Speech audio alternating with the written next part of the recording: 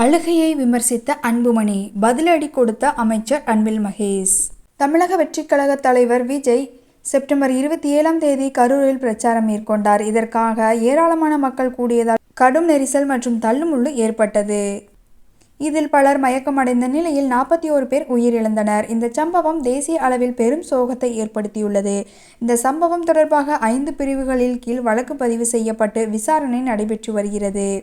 இதனிடையே சம்பவம் நடந்தவுடன் முதலமைச்சரின் உத்தரவின் பேரில் முன்னாள் அமைச்சர் செந்தில் பாலாஜி, தற்போதைய அமைச்சர் அன்பில் மகேஷ் உள்ளிட்ட பலர் மருத்துவமனைக்கு விரைந்து ஆய்வு செய்தனர். அப்போது உயிரிழந்தவர்களின் உடல்களை பார்த்து வேதனைப்பட்ட அமைச்சர் அன்பில் மகேஷ், கண்டிஷனை ஒழுங்காக பின்பற்றுங்கள் என்று சொன்னோமே, ஆனால் இப்போது இவ்வளவு உயிர்கள் போய்விட்டனவே என்று கண்ணீர் வடித்தார். இந்நிலையில் அமைச்சரின் அழுகையை விமர்சித்த பாமக தலைவர் அன்புமணி, அவருக்கு ஆஸ்கர் விருது வழங்க வேண்டும் என்று பேசியிருந்தார்.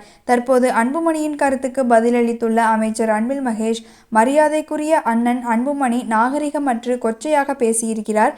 கரூர் கூட்ட நெரிசலில் இறந்தவர்களில் 9 பேர் பள்ளிக்கு செல்ல வயதிலும் எதிர்காலத்தில் பள்ளிக்கு செல்ல வேண்டிய வயதிலும் உள்ள எங்கள் பிஞ்சு குழந்தைகள். அவர்களை நான் என்னுள் ஒருவராக கருதுகிறேன். நான் மக்களில் ஒருவனாக இருக்கிறேன். ஆறுதல் தேடும் கோடி மனங்களில் நானும் ஒருவன்.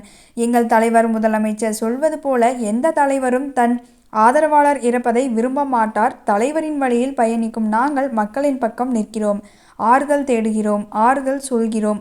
வளர்ந்து ஆளாகிவிட்ட சொந்த தந்தையை கூட கொச்சைப்படுத்தியபவரின் கருத்தை இனிமேல் பொருட்படுத்த தேவையில்லை என்றே கருதுகிறேன் என கூறியுள்ளார்.